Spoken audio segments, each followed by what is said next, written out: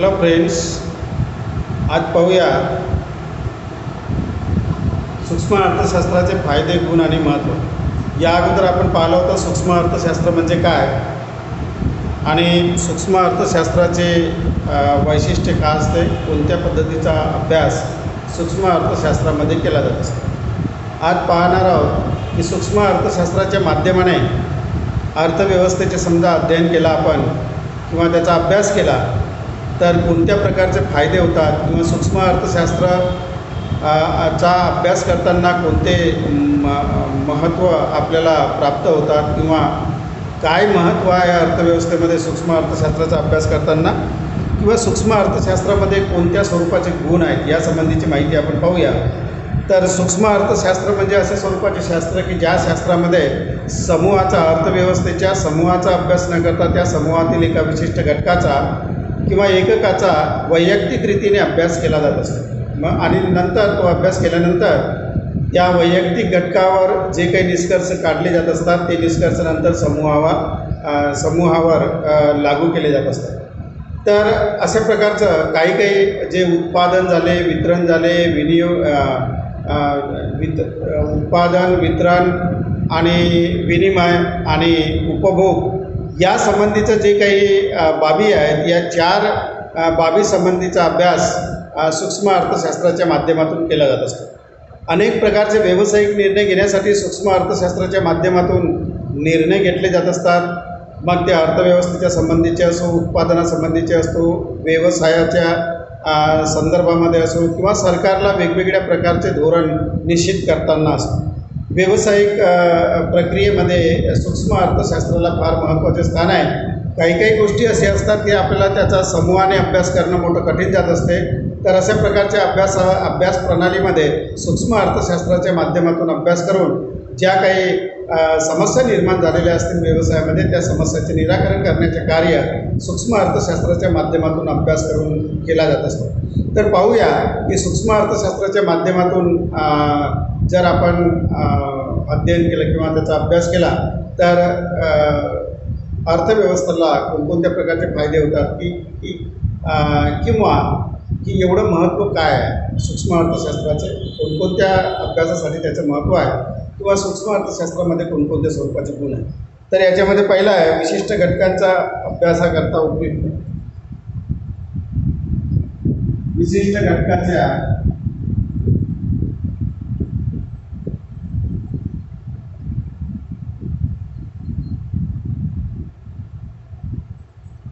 अभ्यासाकरिता उपयुक्त.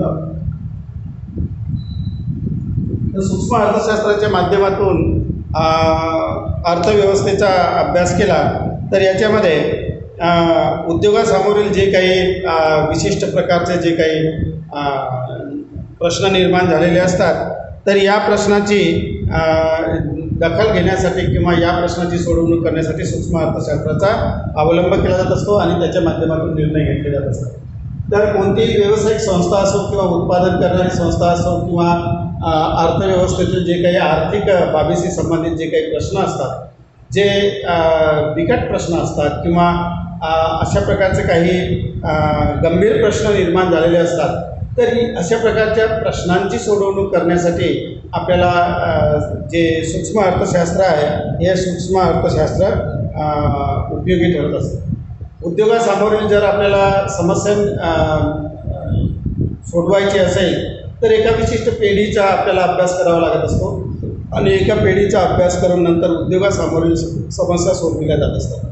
पूर्ण समाजाच्या उपभोगाचा अभ्यास करावायचा असेल तर त्या समाजातील एका विशिष्ट घटकाचा म्हणजे एका उपभोक्त्याच्या उपभोगाचा विचार केला जात असतो आणि नंतर ज्या काही उपभोगासंबंधीचे प्रश्न निर्माण झाले असेल तर त्याची सोडवणूक केली जात असते. तर अशा प्रकारे जे काही समूहाचे प्रश्न असतील ते समूहाचे प्रश्न आपल्याला सोडवायचे असतील किंवा इतर प्रकारचे जे काही व्यवसायासंबंधीचे गंभीर प्रश्न असतील जे निर्माण झाले असेल त्याची सोडवणूक करण्यासाठी सूक्ष्म अर्थशास्त्राचा अवलंब केला जात असतो. आर्थिक प्रश्न समजण्यास मदत.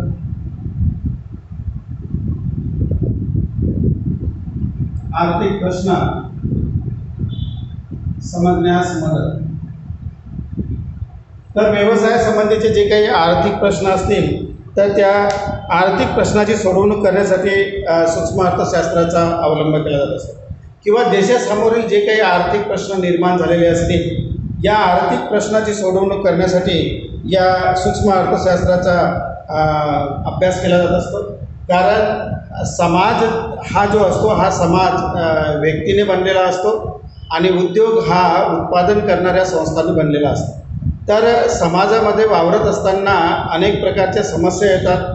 तर एक त्या सामाजिक समस्या म्हणजे समाजाला भेडसावणाऱ्या ज्या काही आर्थिक समस्या असतील या आर्थिक समस्याची सोडवणूक करण्यासाठी आपण पूर्ण समूहांचा किंवा समाजाचा अभ्यास नाही करत, तर त्या समाजामध्ये संमिलित होणारे जे काही व्यक्ती असतात त्यांचा इंडिव्हिज्युअल रीतीने अभ्यास केला जात असतो आणि त्याच्या माध्यमातून नंतर निष्कर्ष काढून त्या समाजाच्या समस्या काय आहेत याची जाणीव आपण या सूक्ष्म अर्थशास्त्राच्या माध्यमातून प्राप्त करून घेऊ शकतो.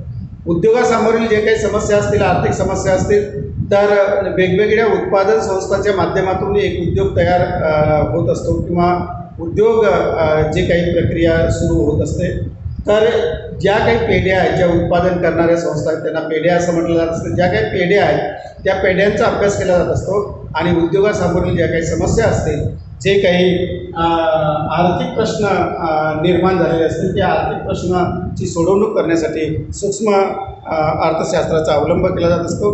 किंवा उद्योगासमोरील आर्थिक प्रश्न काय आहेत, देशासमोरील आर्थिक प्रश्न काय आहेत, हे आर्थिक प्रश्न समजून घेण्यासाठी सूक्ष्म अर्थशास्त्राचा उपयोग केला जात असतो.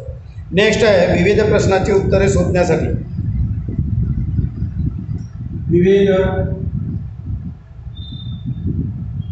प्रकारची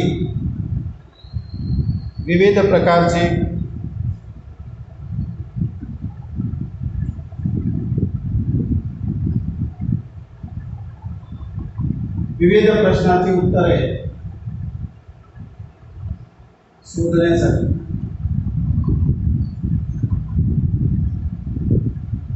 तर देश असो किंवा उत्पादन करणारी संस्था असो किंवा उद्योग व्यवसाय असो यांच्यासमोर रोजच अनेक प्रकारचे प्रश्न निर्माण होत असतात. तर या प्रश्नाची ताबडतोब जर आपल्याला सोडवणूक करावायची असेल तर आपल्याला पूर्ण समूहांचा अभ्यास करणं तेवढ्या कालावधीमध्ये शक्य होत नाही आणि म्हणून समूहाचा अभ्यास करतो म्हटलं तर त्याच्यासाठी आपल्याला वेळ मोठ्या प्रमाणामध्ये द्यावा लागत असतो, पैसा मोठ्या प्रमाणामध्ये खर्च करावा लागत असतो. तर अशा प्रकारचे जे काही प्रश्न निर्माण झालेले असतील, आर्थिक प्रश्न निर्माण झालेले असतील किंवा जे काही प्रश्न आहेत ते निर्माण झालेले जे काही विविध प्रकारचे प्रश्न आहेत त्या प्रश्नाची उत्तरे शोधण्यासाठी म्हणून आपण काय करतो की एक सूक्ष्म अर्थशास्त्राच्या माध्यमातून एका विशिष्ट घटकाचा सूक्ष्म रीतीने अभ्यास करतो आणि नंतर त्याचे जे काही प्रश्न असतील हे प्रश्न नंतर समाजाचे प्रश्न समजून किंवा अर्थव्यवस्थेचे प्रश्न समजून किंवा सरकारच्या समोरील जे काही विविध प्रश्न आहेत ते प्रश्न सर्वच समाजाचे असून त्या प्रश्नाची सोडवणूक करण्यासाठी आपण सूक्ष्म अर्थशास्त्राचा अवलंब करत असतो. तर जे काही विविध प्रकारचे जे काही प्रश्न निर्माण होतात देशासमोरील किंवा अर्थव्यवस्थेमध्ये, तर हे प्रश्न कशा पद्धतीने निर्माण झालेले आहेत, कोणत्या कंडिशनमध्ये हे प्रश्न निर्माण झालेले आहेत, कोणत्या कारणामुळे हे प्रश्न निर्माण झालेले आहेत, तर या प्रश्नांची उत्तरे शोधण्यासाठी सूक्ष्म अर्थशास्त्राचा अवलंब केला जात असतो. योग्य निर्णय घेण्यास मदत.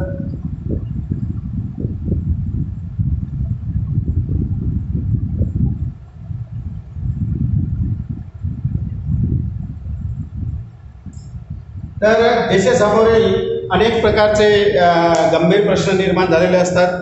समाजाची उन्नती कशी करायची, समाजाला कोणकोणत्या सुविधा द्यायच्या, समाजाच्या उन्नतीसाठी कोणकोणते धोरण निश्चित करावे, हे देशासमोरील समस्या असते. तर एक उद्योगासमोरील समस्या हे असते की वस्तूचे उत्पादन कसे करायचे, किती प्रमाणामध्ये करायचे, कुठे करायचे, केव्हा कोणासाठी करायचे आणि कोणत्या साधनांनी करायचे, हे व्यवसायासमोरील एक समस्या असते. आणि म्हणून हे सर्व उत्पादन करत असताना सुरुवातीला आपल्याला बाजारपेठेचा विचार करावा लागत असतो किंवा बाजारपेठेमध्ये उपभोग कसा असतो, मागणी कशी असते, लोकांची आवडीनिवडी कसे असतात, हे अशा प्रकारचे जे काही प्रश्न निर्माण झालेले असतात या प्रश्नाची सोडवणूक करण्यासाठी म्हणून सूक्ष्म अर्थशास्त्राचा अवलंब करण्यात येत असतो. म्हणजे जे काही प्रश्न निर्माण झाले असतील अर्थव्यवस्थेमध्ये, उद्योगासमोरील प्रश्न, सरकारसमोरील प्रश्न, हे जे काही आर्थिक प्रश्न निर्माण होतात तर या आर्थिक प्रश्नांची सोडवणूक करण्यासाठी वेगवेगळ्या प्रकारचे निर्णय घेतले जात असतात. तर हे निर्णय घेत असताना आणि अचूक निर्णय घेत असताना आपल्याला सूक्ष्म अर्थशास्त्राची मदत घ्यावी लागत असते आणि त्याच्या माध्यमातून निर्णय घेऊन जे काही प्रश्न निर्माण झालेले असतील त्या प्रश्नाची सोडवणूक आपल्याला करावी लागत असते. म्हणून सूक्ष्म अर्थशास्त्र हे व्यावसायिकाला, सरकारला किंवा सामाजिक जे काही प्रश्न निर्माण झालेले असतील किंवा अर्थव्यवस्थेचे जे काही प्रश्न असतील या प्रश्नाची सोडवणूक करण्यासाठी म्हणून योग्य निर्णय घेण्यासाठी सूक्ष्म अर्थशास्त्र उपयोगी पडत असते किंवा त्याचे महत्त्व मोठ्या प्रमाणामध्ये आहे. नेक्स्ट आहे घटनेमागील कार्यकारण संबंध. घटनेमागील कार्यकारण संबंध जाणून घेणे. नेक्स्ट टॉपिक आहे म्हणजे नेक्स्ट मुद्दा आहे घटनेमागील जे काही कार्यकारण संबंध आहे तो संबंध जाणून घेण्यासाठी सूक्ष्म अर्थशास्त्राचा उपयोग केला जात असतो. समजा एखादी आर्थिक घटना घडली असेल मोठ्या प्रमाणामध्ये आणि त्याचा विपरीत परिणाम व्यवसायावर होत असेल किंवा अर्थव्यवस्थेवर होत असेल, देशासमोरील जे काही घटना घडलेली असेल तर या घटनेच्या मागील कारण काय आहे, कोणत्या कारणामुळे ही घटना घडलेली आहे, त्याचे निराकरण आपल्याला कशा पद्धतीने करता येईल याचा आढावा घेण्यासाठी म्हणून सूक्ष्म अर्थशास्त्राचा अवलंब करावा लागत असतो. कारण आपण पाहतो दिवसेंदिवस अनेक प्रकारच्या घटना घडत असतात, काही आर्थिक घटना असतात, त्या आर्थिक घटनावरती योग्य प्रकारचे निर्णय घेणे आवश्यक असते किंवा त्या आर्थिक ज्या काही घटना असतील त्या घटनांचे निराकरण, ज्या काही समस्या निर्माण झालेल्या असतील, जे काही घटना घडली त्याच्यामुळे, म्हणून त्या समस्यांचे निराकरण करणे वेळीच करणे आवश्यक असते. जर या समस्यांचे निराकरण आपण वेळीच केलं नाही तर त्याचा विपरीत परिणाम आपल्या अर्थव्यवस्थेवर होऊ शकतो. देशासमोरील जे काही प्रश्न आहेत त्याची सोडवणूक ताबडतोब केली तर समाजाला त्याचा फायदा होऊ शकतो. उद्योगासमोरील जे काही प्रश्न निर्माण झाले आहेत त्याची जर आपण वेळेवर सोडवणूक केली किंवा त्या ज्या काही घटना घडल्या असतील, आर्थिक घटना घडल्या असतील, त्याच्यावरती आपण योग्य प्रकारचं कार्यकारण जो संबंध आहे, कोणत्या कारणामुळे या घटना घडलेल्या आहेत, तर अशा प्रकारचे जे काही कारणे आहेत हे जाणून घेण्यासाठी म्हणून सूक्ष्म अर्थशास्त्राचा अवलंब केला जात असतो. तर घटनेमागील जो काही कार्यकारण संबंध आहे, कोणती घटना कोणत्या कारणामुळे घडली आणि कशी घडली, तिच्यावरती आपल्याला मात कशा पद्धतीने करता येईल अशा प्रकारचे निर्णय घेण्यासाठी किंवा अशा प्रकारच्या बाबी पडताळून पाहण्यासाठी आपल्याला सूक्ष्म अर्थशास्त्राचा अवलंब करावा लागत असतो. कारण सूक्ष्म अर्थशास्त्राच्या माध्यमाने एका विशिष्ट घटकाचा सूक्ष्म रीतीने खोलवर अभ्यास केला जात असतो आणि त्याच्या माध्यमातून निष्कर्ष काढले जात असतात. तर मग ते प्रश्न सरकारच्या सामोरील असो, उद्योगाच्या सामोरील असो किंवा अर्थव्यवस्थेच्या सामोरील असो, अशा प्रकारचे जे काही आर्थिक घटना घडतात किंवा आर्थिक प्रश्न निर्माण होतात तर त्याच्या पाठीमागे कारण काय आहे, त्याच्या कार्यकारण संबंध काय आहे हे जाणून घेण्यासाठी सूक्ष्म अर्थशास्त्राचा अवलंब केला जात असतो. तर अशा प्रकारे सूक्ष्म अर्थशास्त्राच्या माध्यमातून आपल्याला अनेक प्रकारचे फायदे प्राप्त होतात. सूक्ष्म अर्थशास्त्राचे माध्यमातून आपल्याला अनेक प्रकारचे आर्थिक प्रश्न सोडविण्यास मदत होते. म्हणून सूक्ष्म अर्थशास्त्राचं महत्त्व अर्थव्यवस्थेमध्ये मोठ्या प्रमाणामध्ये आहे किंवा सूक्ष्म अर्थशास्त्राचे हे एक गुण आहे की अशा प्रकारचे समजा प्रश्न निर्माण झाले तर त्याची सोडवणूक आपल्याला या अर्थशास्त्राच्या माध्यमातून करता येते. आता हे जरी असलं सूक्ष्म अर्थशास्त्राचा उपयोग आपल्याला मोठ्या प्रमाणामध्ये करता येत असला तरी पण या सूक्ष्म अर्थशास्त्राच्या माध्यमातून अभ्यास केला तर याचे काही तोटेसुद्धा आपल्याला पाहावयास मिळतात किंवा त्या अर्थशास्त्रामध्ये काही दोष आहेत किंवा त्याला काही मर्यादा आहे. या मर्यादे पलीकडे घटकांचा आपल्याला अभ्यास नाही करता येत सूक्ष्म अर्थशास्त्राच्या माध्यमातून किंवा सूक्ष्म अर्थशास्त्राच्या माध्यमातून जर आपण अभ्यास करायचा ठरवला तर त्याच्यामध्ये काही दोष निर्माण झालेले आहेत की त्या दोषामुळे निघालेले जे निष्कर्ष असतात ते कधी चुकीचे निघू शकतात किंवा त्याला एक मर्यादा, या मर्यादेपर्यंतच आपल्याला आर्थिक घटनांचा अभ्यास करण्यात येत असतो. त्याच्या व्यतिरिक्त समजा आपल्याला अभ्यास करावायचा असेल तर मात्र मग जे सूक्ष्म अर्थशास्त्र आहे हे सूक्ष्म अर्थशास्त्र आपल्याला उपयोगात येऊ नाही शकत. तर ते पाहूया की सूक्ष्म अर्थशास्त्रामध्ये अभ्यास करताना कोणत्या मर्यादा आहेत किंवा सूक्ष्म अर्थशास्त्राच्या माध्यमातून आपण जे काही निष्कर्ष काढतो ते कोणत्या प्रकारचे निष्कर्ष काढल्यानंतर ते दोष आपल्याला पाहावयास मिळतात सूक्ष्म अर्थशास्त्रामध्ये. तर त्याच्यामध्ये पहिला आहे सूक्ष्म अर्थशास्त्राच्या संदर्भामध्ये जे मर्यादा किंवा दोष आहेत त्याच्यामध्ये पहिला आहे सार्वत्रिक स्वरूप समजण्यास अयोग्य. सार्वत्रिक स्वरूप समजण्यास अयोग्य. सार्वत्रिक स्वरूप समजण्यात अयोग्य म्हणजे याचा अर्थ असा होतो की अर्थव्यवस्थेमध्ये समूह, मोठ्या मोठ्या प्रकारचे समूह असतात. अर्थव्यवस्थेमध्ये जे काही सामाजिक जे काही क्रिया होते हे सामूहिक रीतीने होत असते. तर अर्थव्यवस्थेमध्ये जे सार्वत्रिक स्वरूप आहे हे स्वरूप या सूक्ष्म अर्थशास्त्राच्या माध्यमातून समजून आपल्याला येत नाही. कारण सूक्ष्म अर्थशास्त्रामध्ये समूहाचा अभ्यास केला नाही जात. सूक्ष्म अर्थशास्त्रामध्ये विशिष्ट जे काही समूह असतात, वेगवेगळ्या प्रकारचे जे काही समूह असतात त्यांचा एकत्रित अभ्यास आपण नाही करत. तर समूहातील जे काही विशिष्ट प्रकारचा एक घटक असतो किंवा एकक असतो किंवा जे काही समूहाचं प्रतिनिधित्व करणारे जे काही घटक असतात त्यांचा आपण अभ्यास करतो. म्हणजे समूहाचा सर्वच समूहाचा अभ्यास न करता त्यातील एक प्रतिनिधित्व करणाऱ्या घटकाचा आपण अभ्यास करतो आणि त्याच्यावरती सखोल अभ्यास करून मग ते निष्कर्ष काढतो आणि ते नंतर समाजाला आपण लागू करतो किंवा समूहाला लागू करतो. तर म्हणण्याचं तात्पर्य हे की त्यामुळे सार्वत्रिक जे काही आहे किंवा समूहाचे जे काही प्रश्न आहेत ते सोडवण्यास आपल्याला अडचण निर्माण होत असते किंवा त्या समूहाचं जे स्वरूप आहे ते स्वरूप आपल्याला एका व्यक्तीच्या मार्फत कळून येत नाही किंवा एक विशिष्ट घटकाचा अभ्यास केला तर त्याच्यावरून सर्वच समूह तसाच आहे बा जे निष्कर्ष आपण काढले हे निष्कर्ष काढणं चुकीचं ठरू शकते.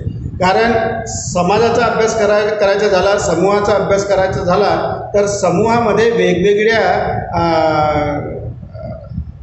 दृष्टिकोनातून लोकांची भावना असते किंवा समूहामध्ये वेगवेगळ्या प्रकारचे वैशिष्ट्य पूर्ण बाबी आपल्याला पाहावयास मिळतात. उपभोगाचा जर आपल्याला अभ्यास करायचा असेल, संपूर्ण समाजाच्या उपभोगाचा अभ्यास करायचा असेल तर प्रत्येक व्यक्तीची उपभोग प्रवृत्ती ही वेगवेगळी असते आणि याच्यामध्ये उपभोगाचा अभ्यास करायचा असेल तर सूक्ष्म अर्थशास्त्राच्या माध्यमातून एखाद्या व्यक्तीच्या उपभोगाचा अभ्यास करून पूर्ण समाजाला ते लागू केला आपण, समाजाचा उपभोग हा असा आहे, तर अशा प्रकारचं निष्कर्ष काढणं हे चुकीचे ठरू शकते. कारण एका व्यक्तीची उपभोग प्रवृत्ती आणि संपूर्ण समाजाची उपभोग प्रवृत्ती हे वेगवेगळ्या स्वरूपाची असू शकते. म्हणून एका विशिष्ट व्यक्तीच्या संदर्भामध्ये अभ्यास करून नंतर ते निर्णय घेऊन नंतर ते पूर्ण समाजाला जर लागू केलं तर सर्वच समाजामध्ये राहणारे व्यक्ती हे एकाच प्रवृत्तीचे आहेत हे म्हणणे चुकीचे ठरेल. तर अशा पद्धतीने जर आपण या दृष्टिकोनातून जर विचार केला तर अर्थव्यवस्थेमध्ये जे काही सार्वत्रिक जे काही बाबी आहेत किंवा जे सार्वत्रिक स्वरूप आहेत म्हणजे जे काही समूहाचे जे काही स्वरूप आहेत हे एका घटकावरून आपल्याला माहिती नाही करून घेत आहेत.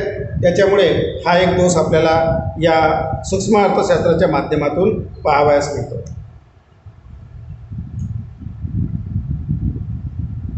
नेक्स्ट आहे अयोग्य निष्कर्ष.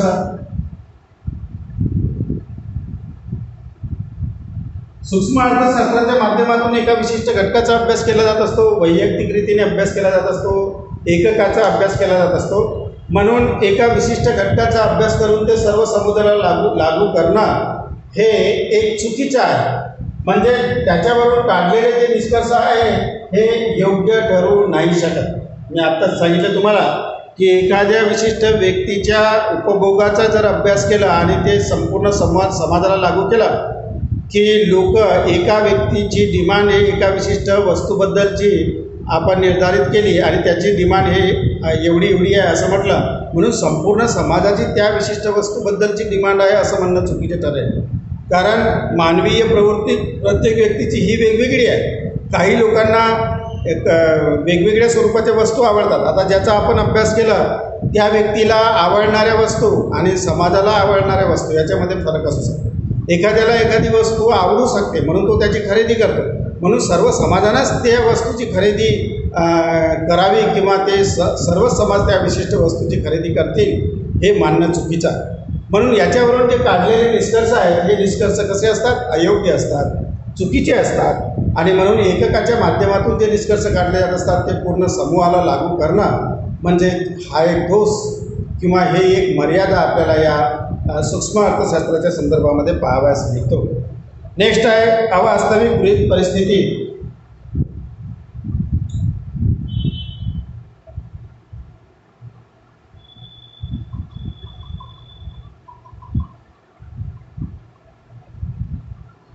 या सूक्ष्म अर्थशास्त्राचा अध्ययन करत असताना काही गृहिते घ्यावे लागत असतात. गृहिते म्हणजे हायपोथेसिस, म्हणजे काही गोष्टी मानाव्या लागत असतात. जसं बाजारपेठेमध्ये पूर्ण स्पर्धेची परिस्थिती अस्तित्वात आहे. पण हे जे गृहिते आहे, आपण असं मानलं की बाजारपेठेमध्ये पूर्ण स्पर्धेची परिस्थिती अस्तित्वात आहे, पण बाजारपेठेमध्ये कधी पूर्ण स्पर्धेची परिस्थिती अस्तित्वात नसते. आजच्या आधुनिक बाजारपेठेमध्ये आपण जर पाहिलं तर अपूर्ण स्पर्धेची परिस्थिती अस्तित्वात असते. म्हणजे एकाच वस्तूचे वेगवेगळ्या प्रकारचे उत्पादक असतात आणि आपली वस्तू वेगळी दाखवण्याचा प्रयत्न प्रत्येक उत्पादक करतात. एकाच वस्तूचे वेगवेगळ्या उत्पादकाकडून उत्पादन केले जात असते, पण ते उत्पादन करत असताना त्या विशिष्ट वस्तूला थोडंसं वेगळ्या पद्धतीने प्रेझेंट केलं जात असतं. वेगवेगळ्या थोडंसं गुण, दर्जा, त्याचा रंग, रूप याच्यामध्ये वेगळेपण असतं. म्हणजे उत्पादक करणारे काही लोक असतात, पण खरेदी करणारे खूप सारे लोक असतात. काही काही लोकांचा ब्रँड ठरलेला असतो आणि तो ब्रँड ठरलेला असल्यामुळे ते व्यक्ती काय करतात की त्या विशिष्ट ब्रँडचाच उपयोग करतात. तर अशा प्रकारची अपूर्ण स्पर्धेची परिस्थिती मार्केटमध्ये वास्तविकरित्या अस्तित्वात असते. म्हणून मार्केटमध्ये जे पूर्ण स्पर्धेची परिस्थिती अस्तित्वात आहे हे मानणं चुकीचं आहे. म्हणून हे जे गृहिते आपण घेतलेले आहेत हे गृहिते अवास्तविक आहेत अशा प्रकारचे टीका या सूक्ष्म अर्थशास्त्रावर केली जात असते. किंवा जे घेतलेले गृहिते आहेत हे वास्तविक परिस्थितीशी निगडीत नसतात. म्हणून याच्यावरून काढलेले निष्कर्ष हे खरे ठरू शकत नाही. अशा प्रकारचा दोष या सूक्ष्म अर्थशास्त्राच्या संदर्भामध्ये पाहावयास मिळतो. किंवा त्याला एक मर्यादा आहे की तुम्ही अवास्तविक गृहिते घेता आणि त्याच्यावरती जर निष्कर्ष काढले असतील तर त्याच्यावरून काढलेले निष्कर्ष पण हे चुकीचे ठरू शकतात. म्हणून हा एक दोष आपल्याला या सूक्ष्म अर्थशास्त्रामध्ये पाहण्यात येतो की जे गृहिते घेतले जात असतात हे वास्तविक परिस्थितीशी निगडीत नसतात, हे अवास्तविक असतात. म्हणजे मार्केटमध्ये जी कंडिशन असते ते कंडिशन याच्यामध्ये जेव्हा आपण गृहिते घेतो ते पाहायला मिळत नाही. म्हणून हा एक दोष आपल्याला या अर्थशास्त्रामध्ये पाहावयास मिळतो. नेक्स्ट आहे मर्यादित उपयुक्तता.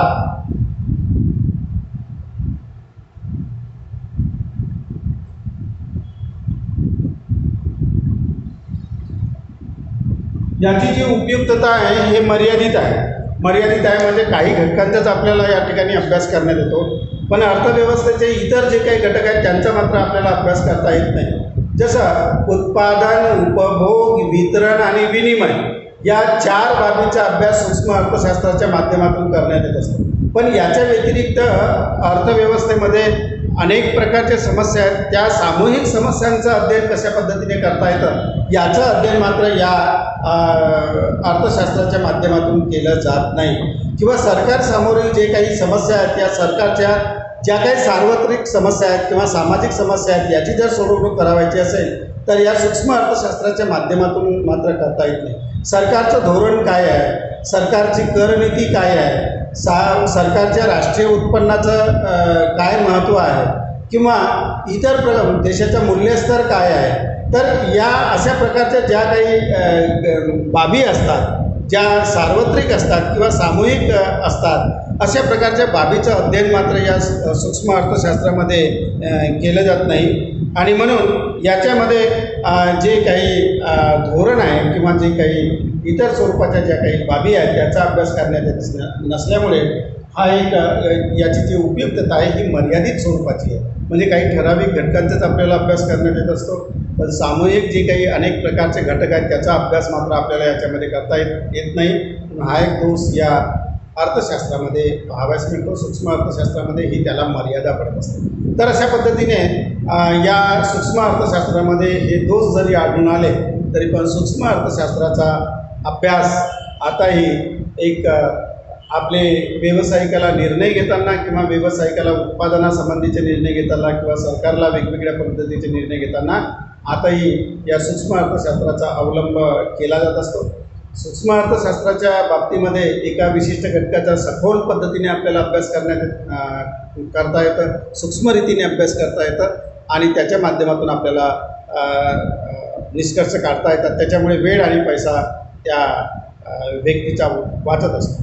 हे असलं तरी पण सूक्ष्म अर्थशास्त्रामध्ये काही मर्यादा आहेत, त्यासंबंधीचं आपण पाहिलेलं आहे. त्याचे फायदे कोणते मिळतात आणि त्या सूक्ष्म अर्थशास्त्राचे दोष कोणते आहेत. या अगोदर आपण पाहिलं होतं की सूक्ष्म अर्थशास्त्र म्हणजे काय आणि सूक्ष्म अर्थशास्त्राच्या जे काही वैशिष्ट्ये आहेत ते वैशिष्ट्यांबद्दल माहिती घेतलं होतं. हा जो टॉपिक आहे आपण झूम ॲपवर घेतला होता, पण तुमच्याकडून तक्रार होती की झूम ॲपवरती बरोबर आवाज येत नाही, क्लिअर आवाज येत नाही, समस्या आहे नेटवर्किंगची. म्हणून हा जो व्हिडिओ आहे हा व्हिडिओ तुम्हाला तयार करून पाठवलेला आहे. अपेक्षा आहे की या व्हिडिओच्या मार्फत हा टॉपिक तुम्हाला समजलेला असेल. इथं सूक्ष्म अर्थशास्त्र आपला हा टॉपिक संपलेला आहे. त्याच्यामध्ये त्याचे फायदे, तोटे, वैशिष्ट्य आणि त्याच्या व्याख्या आपण पाहिलेल्या. धन्यवाद.